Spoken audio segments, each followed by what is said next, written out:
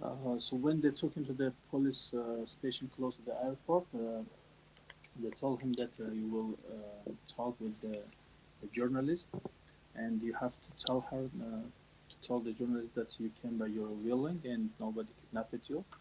And he said when I was waiting about 20 hours, and one lady approached by the name of Lydia Isamova. She is the RIA Novosti correspondent in Dushanbe.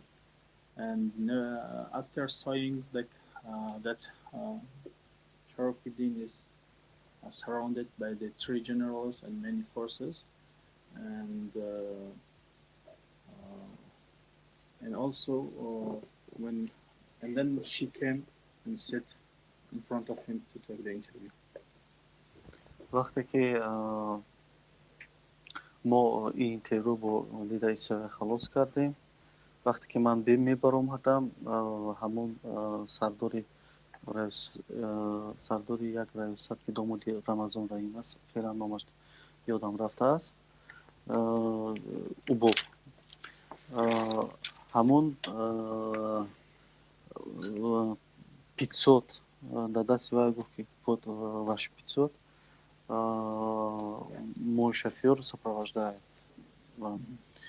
ҳамин хел ман шунидам, яъне фаҳмидам ки аллакай инҷа ин журналист Лида Исаеваро бо $500 бошад, сомон бошад, наметавонам евро бошад. Ман танҳо шудам ки 500, чунки инҷа як роҳрав буд. Дар ҳамин роҳрав ман баромадам ки онҳо дар баромади роҳрав ҳастанд. ҳамин ҳолатро ман вақте дидам, дигар ҳеҷ боварӣ дар журналист ки омада буд надоштам ва дигар тамоман бо журналисте ки бо ман меовардан суҳбат мекарданд, ба онҳо ҳеҷ бовар намебуд.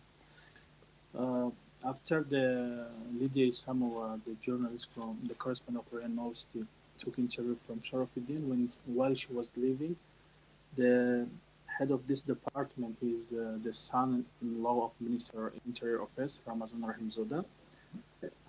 Sharofiddin said that he gave some money to the correspondent, to Lydia Isamova, and he said 500, but he's not sure it is 500 Tajik currency some money or $500 or 500 euro.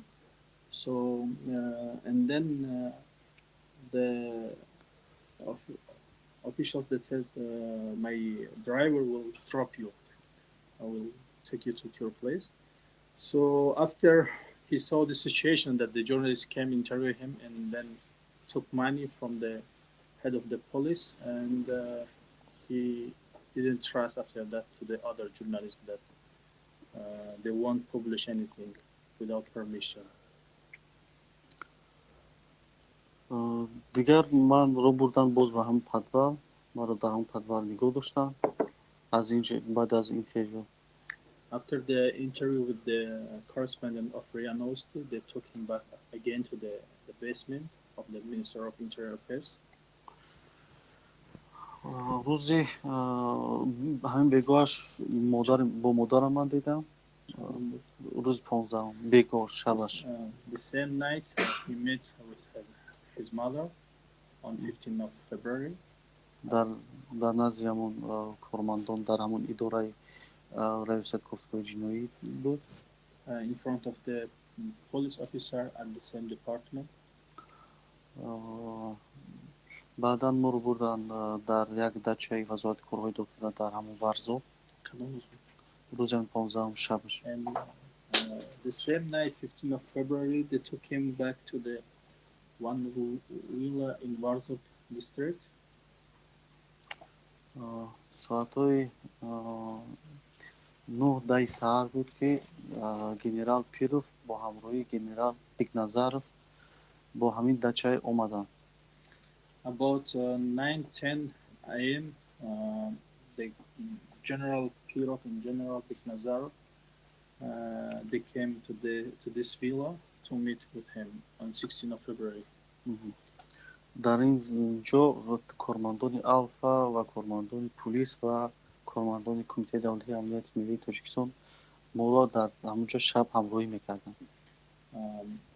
At the night he was at the villa, the officers from the Ministry of Interior Affairs and Security security committee, they were with him, like they were watching. онҳо омаданд гуфтанд ки дирӯз шаб Муҳиддин Кабирӣ баромад доштанд ва дар баромадаш қайд намуданд ки онҳо дар дасташон видеое доранд ки тарафи дигар қазияро мегӯяд. And this generals told him that last night Muhyiddin Kabiri he gave a video speech and he told that they have a video which is showing another side of the case. What is that video? баъдан модари маро оварданд, хоҳарбузурги маро оварданд ва гуфтанд ки шумо 3 нафар мешинед ва он чизе ки мо мегӯем такрор мекунед.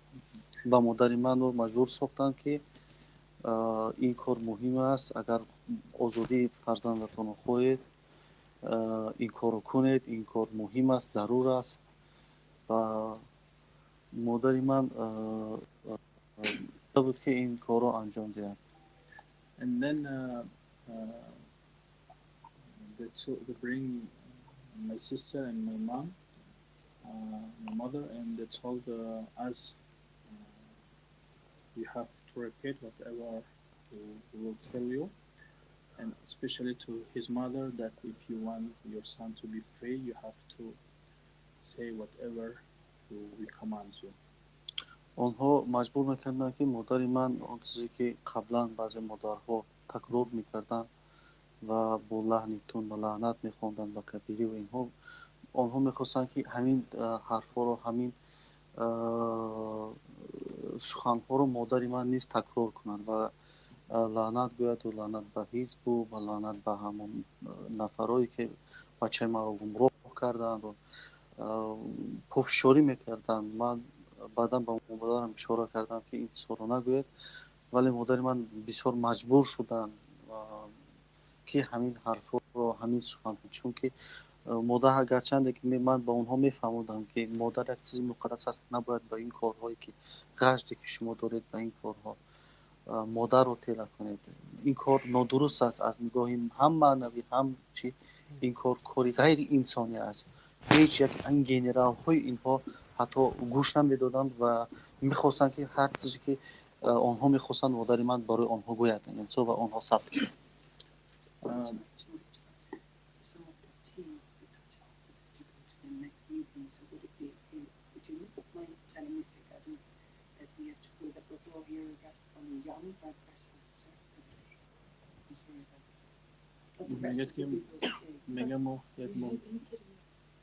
Yeah, you have interviewed, but we, as part of the touch, we have our meeting, another meeting now coming up. Okay. So if you excuse us, that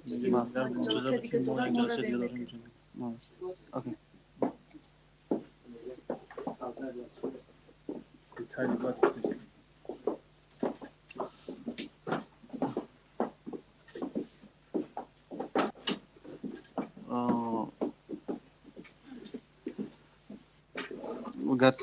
гарчанде ки ман модари ман наметавонистам ин